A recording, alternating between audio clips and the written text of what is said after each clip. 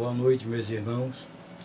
Mais uma vez estamos aqui em nome do Centro Espírita Centelha Divina para levar para a comunidade cristã mais uma palestra que nós chamamos de doutrinária.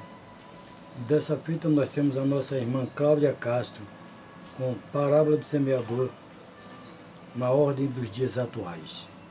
Antes de começarmos, vamos então ler um trechinho do livro Espírito da Verdade, Verdade e Crença, capítulo 19, item 1.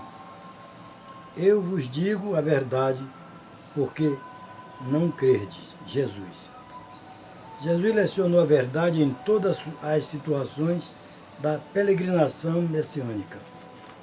Todos concedeu amor puro, bênção de luz e bens para a eternidade. Provou com os próprios testemunhos a excelência dos seus ensinos. Ministrou a caridade simples e natural, sem melindrar ou ferir.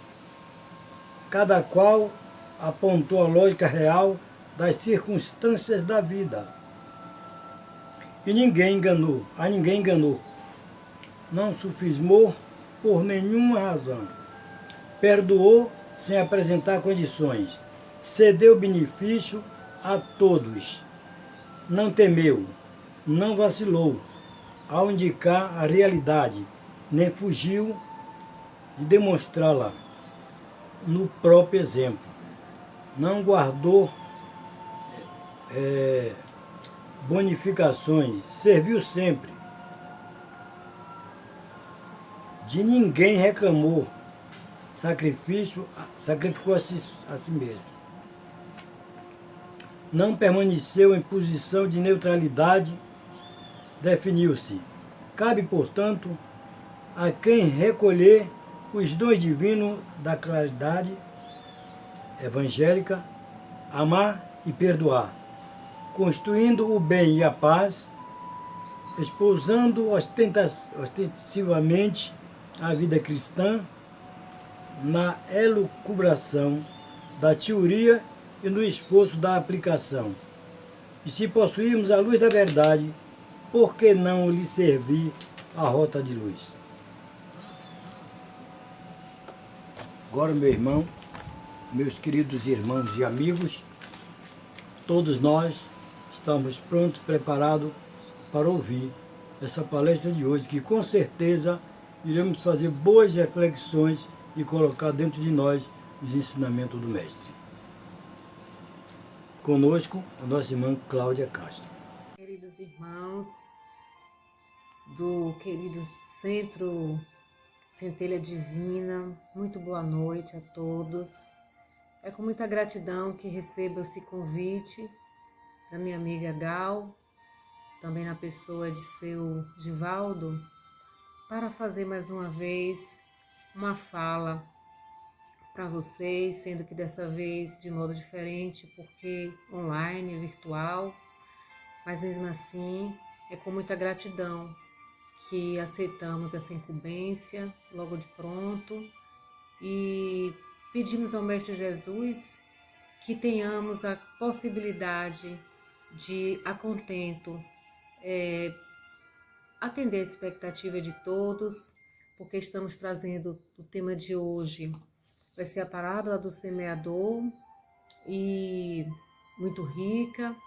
Espero, portanto, atender a essa necessidade, tão minha quanto de vossas, as pessoas presentes, que possam se satisfazer, refletir mais ainda, muito mais do que compreender. O objetivo é levar a reflexão, porque a doutrina espírita, para isso é que ela existe, para que a gente possa movimentar o nosso ânimo e buscar novos conhecimentos. Sendo assim, nós iniciamos. Muito boa noite. Meu nome é Cláudia Castro, sou professora aposentada, moro em Lauro de Freitas e venho do interior, estou aqui há 10 anos. E, portanto, pela terceira vez que recebo o convite de estar nessa casa, atendendo a todos com muita alegria e esperamos contribuir enormemente na noite de hoje. Nós vamos trabalhar com o capítulo 17, o item mais amplo é o sede perfeitos, mas nós vamos nos deter na parábola do semeador, que é uma parábola muito interessante, muito rica, que nos proporciona muitas reflexões. Podem trazer para nós elementos muito satisfatórios para nós que estudamos a doutrina espírita. Com certeza, espero agradar a todos no sentido da compreensão. Então, o que é uma parábola mesmo? Parábola é uma grande narrativa que se atenta para várias questões do cotidiano. Jesus Cristo falava muito por parábolas, nós já sabemos isso. E nem todas ele tentava explicar, e de propósito. Uma das que ele tentou e conseguiu para os seus discípulos, tanto que está aí em discussão até hoje, é a palavra do semeador. Então, essa parábola nos traz assim a conotação da semente, do semear, da terra, dos elementos que ali estavam presentes na vida de Jesus e de seus seguidores. Ele, com tanta humildade, com tanta habilidade, trazia esses ensinamentos para aqueles que se acercavam dele de maneira muito simples, muito às vezes até rudimentar, para se apropriar da linguagem e para se apropriar também da condição de percepção e entendimento daqueles que o cercavam. Jesus Cristo fez isso. Jesus Cristo fez muito mais. Jesus Cristo se imbuiu de um espírito renovado, no sentido de até diminuir-se tanto, se assim podemos dizer, para se igualar a nós, para conseguir viver entre nós. Dada a sua grandeza, ele chegou à sua pequenez, para até os seus irmãos, que somos nós aqui da terra, se igualar a nós. Então, a riqueza do Mestre Jesus no Evangelho é tão grande por conta ele deixou essa contribuição através do seu esforço de se equivaler, de se equiparar a todos nós. E nós não podemos deixar isso de modo nenhum a revelia, como nos traz a própria parábola, dizendo que muitas sementes foram desperdiçadas.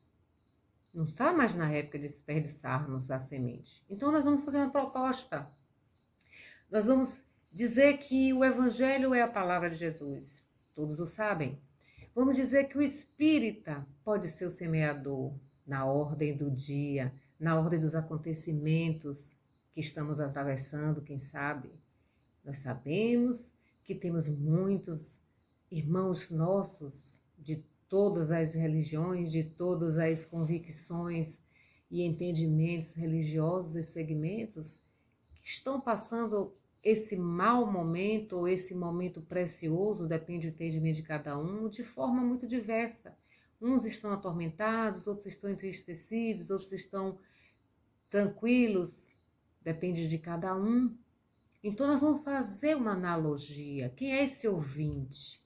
A gente queria trazer essa proposta para a parábola do semeador se equivaler ao nosso comportamento de hoje, em frente às questões que nos cercam, as preocupações que nos cercam, a contribuição do movimento espírita, do estudioso, qual é a contribuição desse orador, desse semeador, que pode ser também nós espíritas? Qual a responsabilidade, qual a contribuição com essa palavra de Jesus que já está no Evangelho, mas que nós devemos trazer para os dias atuais? Porque os dias atuais já se passaram mais de 2 milênios, já se passaram 2 milênios e 20 anos. Então nós temos um Jesus vivo, um Jesus semeando através de muitos de nós. Mas nós temos a semente, nós temos quem divulga e quem é o ouvinte. Que semente é essa? O que pretendemos com essa semeadura? O que pretendemos com a colheita? Nós não podemos responsabilizar atualmente o semeador, nem tão-mente só a palavra, nem tão-mente só o ouvinte. Nós todos temos uma responsabilidade para com o entendimento das coisas que Jesus quis nos dizer.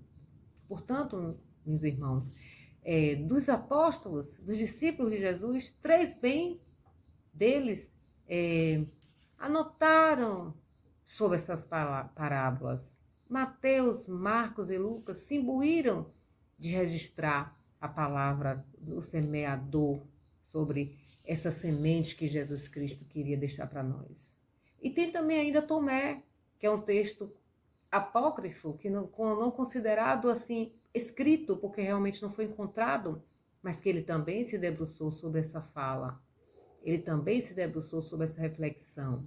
Então está em Mateus, está em Marcos, está em Lucas, está em Santo Agostinho, está no Padre Antônio Vieira, está em muitos seguidores do Cristo por aí fora, está em Paulo de Tarso, está em Maria Teresa de Calcutá, está na doutrina toda ela, está na religião crística, nas religiões que seguem Cristo, em todos os segmentos, porque a parábola de Jesus é significativa. A parábola de Jesus são elementos encontrados na forma dele falar para se aproximar de nós de maneira mais simples, mais humilde, mais estreita.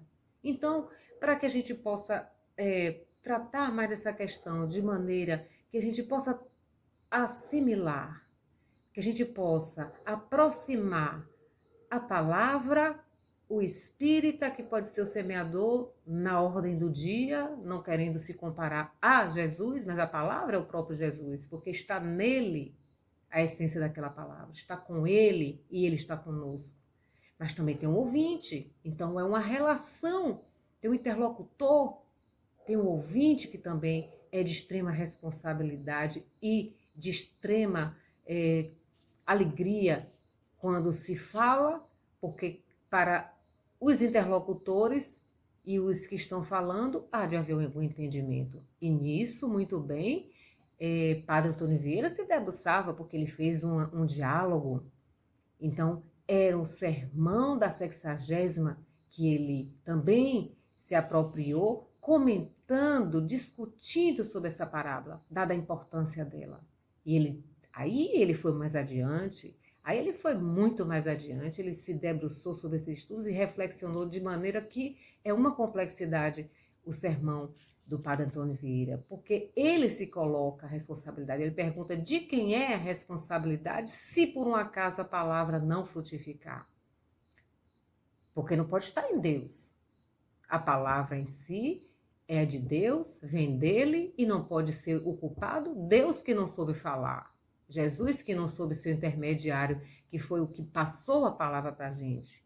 E as pessoas que estavam na praia com Jesus, e as pessoas que estão seguindo Jesus até hoje. Por que são muitas? Por que não escutam? E os oradores de hoje? Por que são muitos? Porque não fazem frutificar a palavra. Então veja a complexidade da discussão de Padre Antônio Vieira, que inclusive é um padre que conviveu aqui no Brasil, em Salvador, né, na Bahia. Nós temos essa alegria de ter um espírito dessa importância, né, dessa altitude, que também foi o Padre Antônio Vieira, entre outros, que fizeram, né, os jesuítas, que trouxeram a palavra de Cristo para os que aqui estavam. Então todos eles disseram a mesma coisa, dizendo assim, naquele dia, saindo Jesus de casa. Saindo Jesus de casa. É um verbo no gerúndio. É um verbo que nos apresenta a possibilidade, a realidade de Jesus ser aquela pessoa que saía. De Jesus ser o semeador, de ele sair, se deslocar, se movimentar e ir ao encontro das pessoas. Saindo é um compromisso. Saindo significa movimento. Saindo envolve a repetição do ato. Então, Jesus saindo de casa, naquele dia, que é um dia específico, que ele vai tratar dessa parábola, ele sentou-se junto ao mar. Chegaram-se a ele grandes multidões, de modo que entrou num barco e ele se sentou e as pessoas sentaram-se ao redor dele, mas para vê-lo melhor, levantaram-se, ficaram de pé. A gente percebe essa movimentação, ou entende, ou compreende, ou busca olhar. E todo o povo ficou de pé na praia. Muitas coisas Jesus falou naquele dia, em parábolas. E ele dizia assim: o semeador saiu a semear. O que podemos entender? Pode ser ele, pode ser alguém que no futuro fará como ele fez, ou faria. Pode ser o semeador, dizendo ele, criando uma imagem que significasse o desejo de cada um que estivesse ali presente, também pudesse fazê-lo. São muitas leituras, por que não? Então ele dizendo que podia acontecer, ele foi movimentando isso, fazendo a figura dessa movimentação, a figura desse sair de casa e levar a palavra de Deus. Os perigos que enfrenta o homem de bem ao sair de casa e plantar o bem. Os perigos da estrada que o homem vai encontrar. Esse homem está sendo testado pelas vicissitudes da natureza, do próprio homem, do ambiente, por que não? Porque o ambiente e todos os seres são elementos que se entrelaçam no caminho da vida do Senhor, no propósito do crescimento que o Senhor tem para a gente, de Jesus, o que Deus contempla a humanidade, todas as humanidades, todos os mundos. Então ele diz assim, primeiro, uma parte da semente caiu à beira do caminho. Caiu? Como assim? Perdeu-se? Sim, caiu. Mas podia ser que era para cair, mas vieram as aves e comeram-na. Essa é uma primeira situação. A segunda, outra parte, caiu nos caminhos pedregosos. O que são essas pedras? Ou o que são essas pedras na nossa vida, naquela época, nos dias de hoje? Entendeu? Caiu nas pedras e como não tinha terra, logo nasceu. Não era profunda a terra e tendo saído o sol, não era profunda. O que aconteceu com as sementes? Queimou. Não sobreviveu, não frutificou. Tá, mas tem uma outra terceira semente. Essa semente caiu entre os espinhos. E os espinhos cresceram e a sufocaram. Os espinhos eram mais resistentes.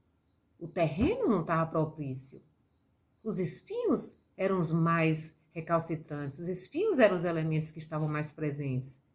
E se fecharam e sufocaram aquela semente.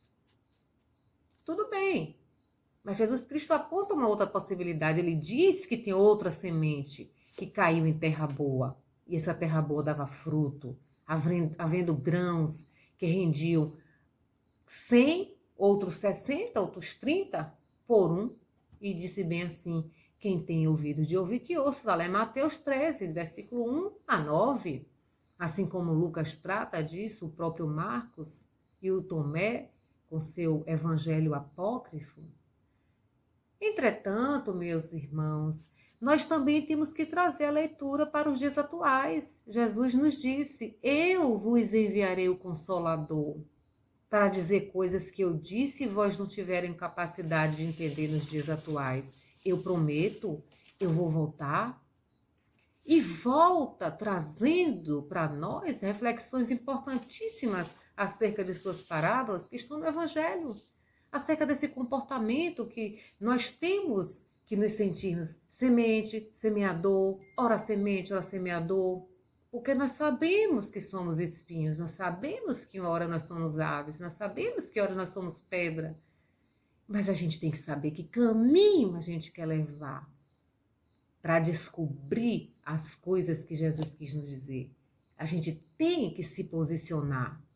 Esse movimento que teve da saída de Jesus naquele dia e saiu aquele homem para semear, nós temos que ter essa responsabilidade.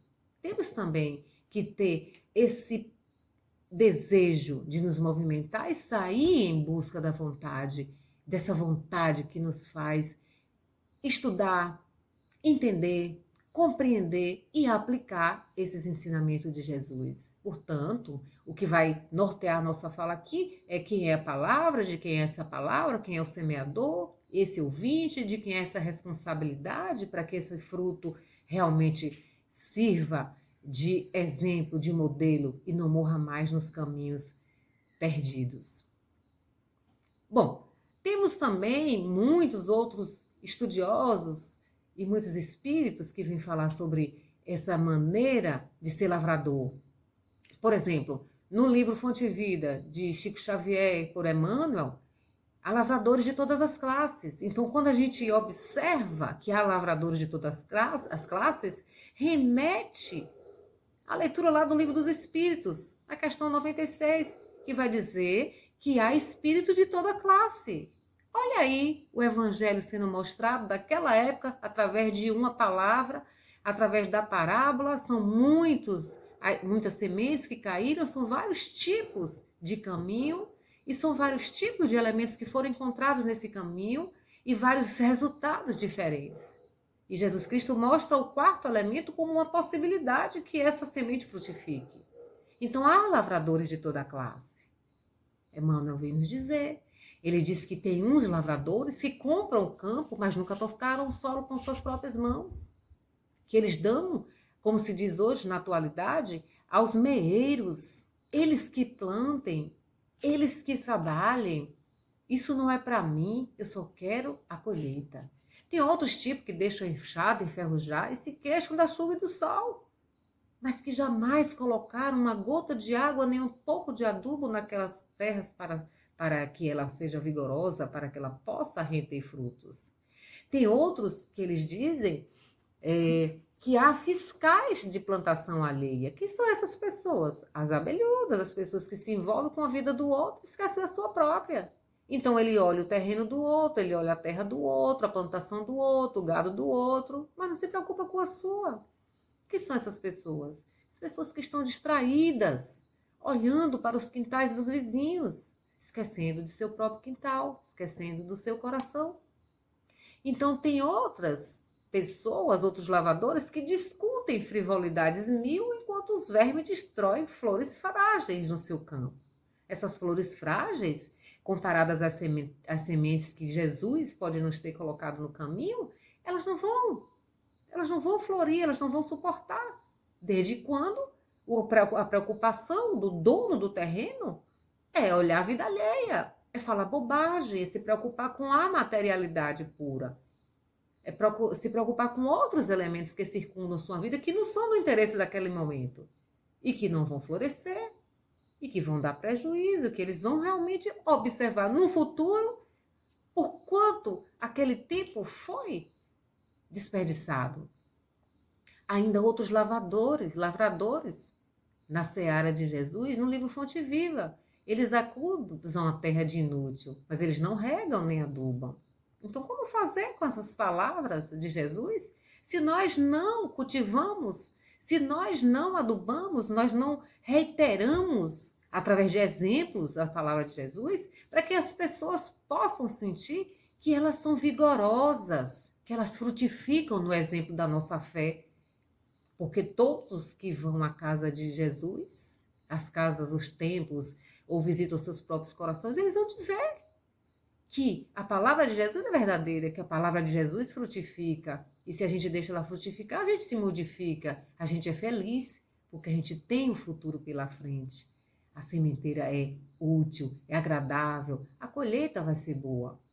E ainda tem outros que se queixam de doenças, né? Dor de cabeça, dor nas costas, dores nas mãos, não sei o quê, mas perdem a oportunidade sublime da semeadura, porque estão preocupados, imbuídos apenas com as doenças, com as dores físicas que existem, mas a gente não vai poder cruzar os braços porque a gente está doente naquele momento. Então, que doenças são essas que nos atingem no momento? Uns estão se queixando de depressão, outros estão se queixando exatamente de situações que estão importunando o seu espírito. O espírito é a semente. O espírito é a semente plantada por Deus. Nós temos que cuidar desse espírito. Nós temos que cuidar dessa semente, porque essa semente é a que vai fazer com que atravessemos os portais de todas as existências e que a gente se transforme em árvore frutífera, árvore que não vai perecer nos caminhos. Essa árvore, ela tem que ser cultivada. Então, A lição da semente é uma outra lição também, que já está no livro Jesus no Lar, Chico Xavier, através de Ney Lúcio. Então, a lição da semente também é uma releitura. Os espíritos estão confirmando a todo momento, né? Que semente é essa, que palavra é essa que veio para revigorar os corações humanos na Terra. Então, eles nos dizem que nem sempre é possível trazer nosso coração puro nem limpo, como seria de desejar, como Jesus queria ao estar ao lado de todas aquelas multidões à beira da praia. Por quê que nem sempre trazemos nosso coração puro e limpo? Porque também há espinheiros, há lamaçais e serpentes que nos rodeiam. Então, entretanto, a ideia do reino divino, a ideia que fazemos do reino divino, que é imperecível, é como a semente minúscula desse trigo. É quase imperceptível. É também lançada à terra, mas suporta o peso e os detritos que são jogados nela. Mas, se germinar, se deixarmos germinar, a pressão e as impurezas do solo vão paralisar essa marcha. Então, não vai haver o que aconteceu no passado. Nós vamos vencer as etapas da vida, das nossas várias existências. A lição da semente, ela tem de se aplicar aos dias atuais. Nós não podemos deixar a semente se perder nesses terrenos que são considerados arenosos, pedregosos, né, calcitrantes, ruins de caminhar. Nós somos caminhadores, nós somos viajores de diversas existências. Nós devemos buscar o Cristo, que é eterno, é imperecível, Deus onipotente, imperecível, irrevogável, absoluto. Nós não podemos deixar essa oportunidade para tantas outras vidas, outros caminhos que podem nos trazer danos, se nós realmente queremos buscar uma mudança, uma transformação. Não vamos relegar à terra a responsabilidade a ela própria, de revirar-se toda para receber essa sementeira e modificar-se. A terra é um plano de Deus. Os homens são planos de Deus. Mas a vida, as encarnações, as nossas existências são também responsabilidades nossas. Estamos num roteiro de vida que Deus traçou, mas que nós temos a responsabilidade de nos modificarmos, de sermos vigorosos, de buscarmos caminhos outros, não mais os pedregosos, não mais os espinhosos, não mais aqueles que as aves vão comer as sementes porque estão expostas sem cuidado. Nós somos rede desse pescado maravilhoso. Nós temos que estar preparados. Nós temos que acreditar que a nossa semente vai vingar. Nós não podemos nos entregar a essas outras possibilidades que vão estragar a nossa semente. Efetivamente, nos dias atuais, o materialismo pode ser considerado esses entraves. Esses 3 entraves que fizeram com que essas sementes não frutificassem. O materialismo está sendo apontado como uma verdadeira derrota do ser humano, porque quando dá-se importância mais a este elemento do que o elemento do nosso espírito, como nós vamos frutificar? Como nós vamos resistir? Se o materialismo perece, o corpo perece. É simples assim, mas o espírito vivifica. Então, se nós atribuirmos ao nosso espírito um melhor cuidado, uma asepsia e uma transmutação, a gente vai ser esse semeador, com essa sementeira, com essa modificação, e é justamente o planeta de regeneração que nós estamos plantando. Nós somos a semente neste solo. Nós precisamos revigorar as nossas vestes da alma, porque estamos aqui cumprindo uma missão, estamos aqui cumprindo uma existência que nós temos que ter a matéria. Vamos cuidar da matéria, vamos cuidar do espírito. Bom, sendo assim, ainda Nélio Lúcio vem dizer, através disso tudo, que a natureza retribui a todos esses homens que ficaram prestando atenção à vida dos outros, que fizeram da enxada enferrujar e etc. Quer dizer, tinha os instrumentos, mas não cuidaram. A natureza vai retribuir, vai trazer desengano, dificuldade, negação e desapontamento. Justamente o que o povo, a humanidade está atravessando hoje. Que elementos são esses que a psicologia vai trazer e nos dizer que as pessoas estão com depressão, com pânico, com a síndrome do pânico, estão desenvolvendo possibilidades no seu psiquismo de não enfrentamento, né, de reclusão, de se introjetar, de não se misturar com os outros para aprender, para dividir, que é isso que é importante para que a gente possa uns auxiliar os outros. Não podemos viver em isolamento, minha gente, isso é uma fase, isso vai passar, tá? Então eles vêm nos dizer, né, o Lúcio e o Espírito vêm nos dizer que, assim como ocorre na lavoura, ocorre com o Espírito. Nós também acabamos de analisar isso. Ninguém logrará resultado excelente sem se esforçar, conferindo à obra do homem o melhor de si. Então, é de responsabilidade nossa cuidar do nosso espírito, portanto, da nossa semente. Quem saiu a semear? O homem. Deus.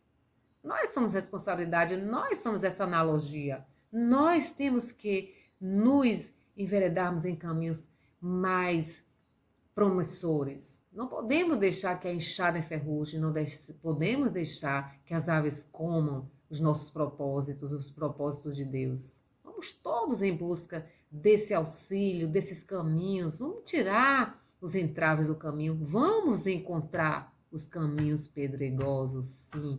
Mas vamos acabar atravessando com fé, esperança, alegria, né? E saiu o homem a caminhar, mostrando que há possibilidades de mudança. Jesus fez isso. Então, Paulo de Tarso também vem trazer naqueles tempos em que conviveu, né, com o César, o grande, o imperador, quando naquela época se valia era o poder ou o poder do dinheiro, da sua condição. Mas se o semeador, diria César, distinguido por ele, ou mais seria o mais endinheirado, ou o legítimo detentor da colheita. Mas asseverou com indiscutível acerto que o lavrador dedicado às próprias obrigações será o primeiro a beneficiar-se com as vantagens do seu fruto. Lógico. Então está lá uma outra analogia, está lá, Paulo de Tarso vai dizer isso também. Então, assim, tem várias possibilidades, várias leituras, vários ensinamentos, várias possibilidades de cruzar caminhos, trazendo disso um benefício grande para a humanidade. Mas todos nós somos responsáveis. Não vamos ficar presos à palavra de Jesus, centrado no pensamento divino, e que está lá no papel, escrito pelos seus discípulos. Vamos trazer essas palavras de Jesus, essas parábolas para o nosso cotidiano. Vamos entender, vamos nos transformar em leitores verdadeiros e vamos nos transformar em direcionadores desses movimentos em favor de si e do outro. Vamos nos ajudar mutuamente. A Terra não vai se movimentar sozinha. A Terra não vai revirar-se para se regenerar. A Terra depende, o planeta Terra depende dessa revirada do homem em busca da sua elevação. Essa movimentação de semente que nós somos, ela precisa dessa vontade, ela precisa desse compromisso. Só vontade não, do compromisso também. E Paulo também vai escrever na primeira carta aos Coríntios, dizendo assim, dizer assim, porque quando se semeia, não se semeia o corpo que há de nascer, mas apenas o grão de trigo ou de qualquer outra semente. Então é uma outra analogia que a gente pode fazer.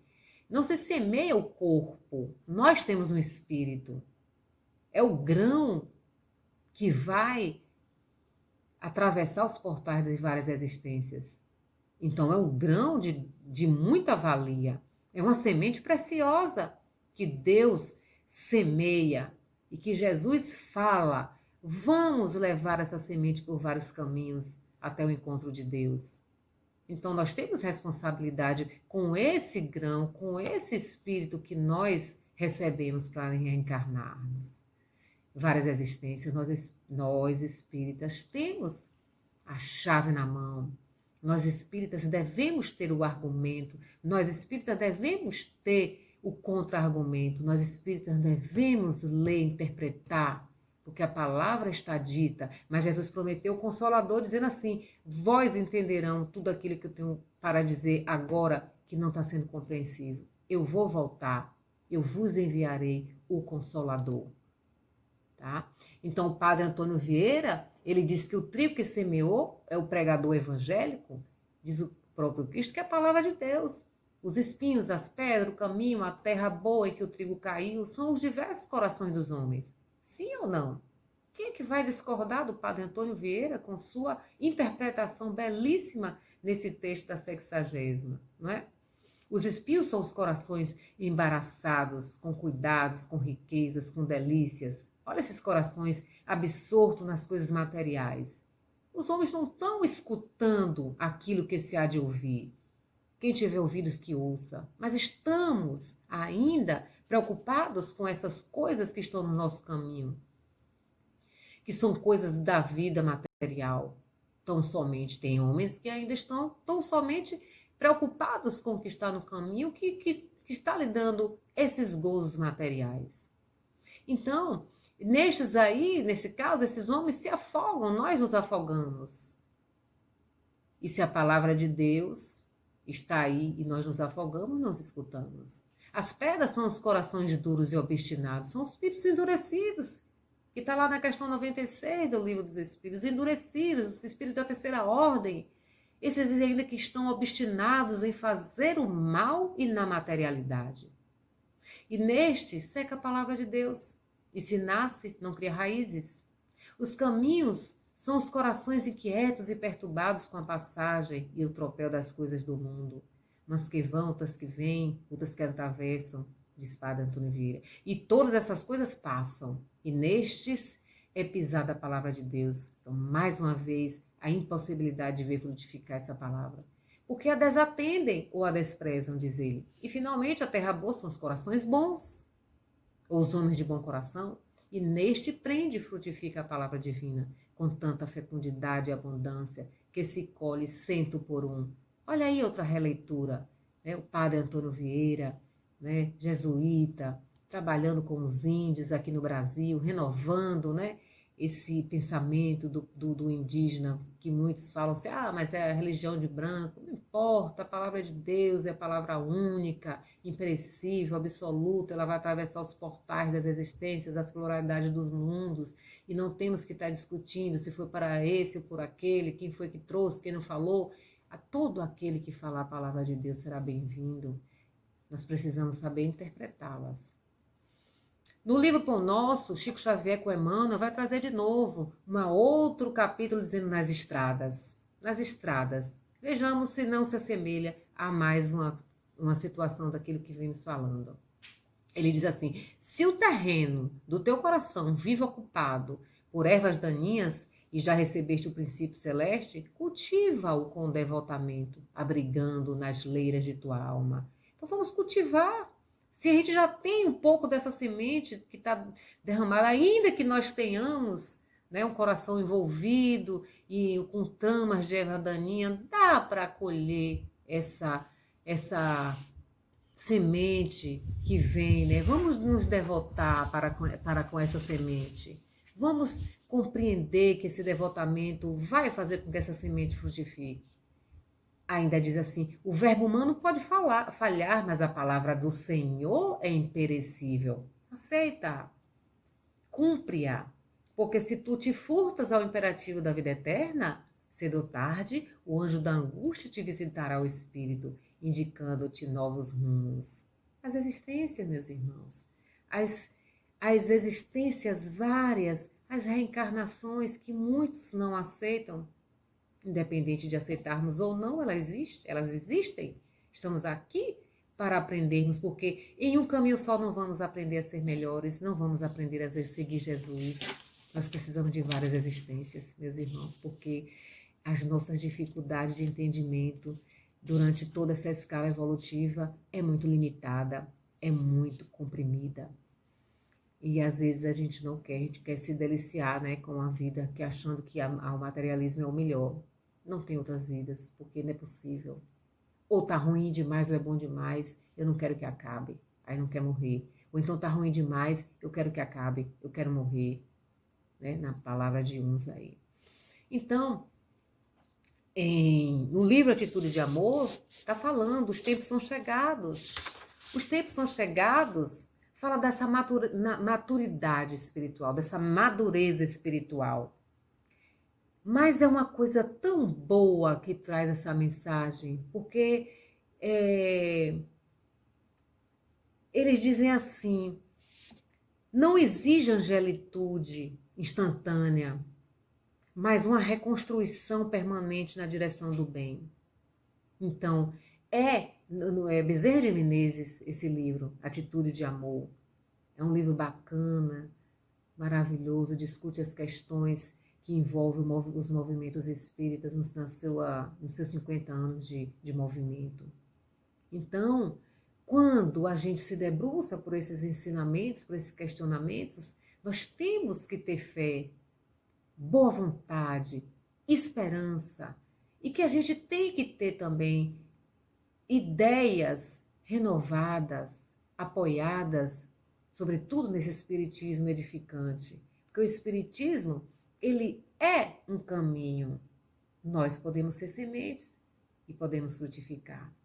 Mas, entretanto, se nós não tivermos uma relação de palavra, semente, ouvinte, orador, seguidores do Cristo, qualquer condição que nos estejamos nos prontificando a estar nessa vida, nessa existência, se a gente não tiver o compromisso e a responsabilidade de fazer com que essa semente se frutifique, que ela se fortaleça dentro de nós, não haverá semeador exultado que nos toque, não haverá Jesus Cristo, se nós não prestarmos atenção. Que é Deus? Qual o papel de Jesus na vida da humanidade? Por que estamos no planeta Terra? Qual a nossa responsabilidade? Por que estamos aqui? Então, meus amigos, meus irmãos, muito boa noite. O Evangelho traz a semente, que é a palavra de Deus, semeada por Jesus. Os espíritas podem ser considerados também, assim como tantos outros, um semeador, cujos passos não podemos jamais vacilarmos. Nem a nossa palavra pode ser também aquela que o vento leva e vamos viver com hipocrisia. O espírita tem que renovar-se, ele tem que também ser modelo, ele tem que estar alerta, orar, vigiar. A palavra tem que ser plantada, vivenciada, vivificada.